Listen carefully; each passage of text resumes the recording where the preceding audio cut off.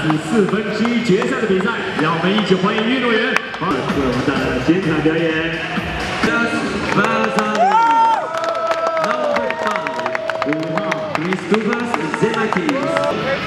The umpire 不裁判正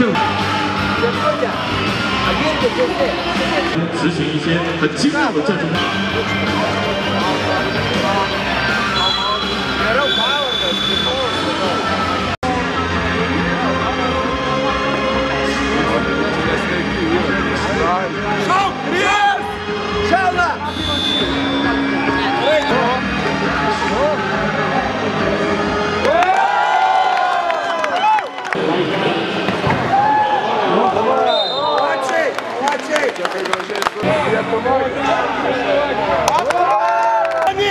Джонни! Едут! Джонни! Устара! Дай спит!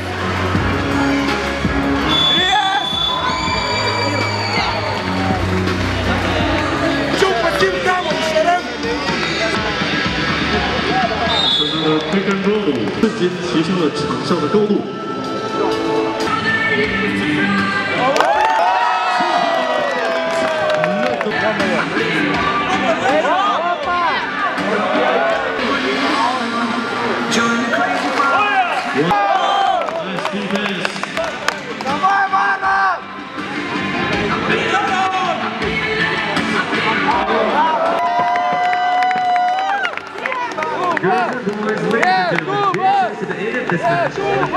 Ladies and gentlemen, to conclude this session, tomorrow's semi-final session will start at. Šiandien pirmos varžybos su Tunisu. Tikėjomės, kad laimėsim. Svarbiausia buvo per anksti nepatikėti pergalę ir truputį neramu buvo, nes Tuniso komanda ūgį mažesnė už mus, bet aš manau, kad pralaimėjom lentą.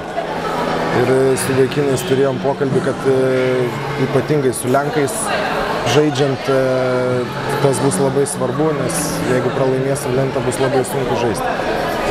Pagrindinis faktorius abiejų varžybų, kad pataikėm tolimus metimus, ypatingai Justas Vazalis. Jisai grupiai tylėjo, daug metimų prametė, bet žinant, kad jis yra snaiperis anksčiau ir vėliau, žinojau aš bent jau, kad jis tikrai iššaus. Tai šiandien tas ir įvyko. Tikiuosi, kad nesibaigs su šiandieną.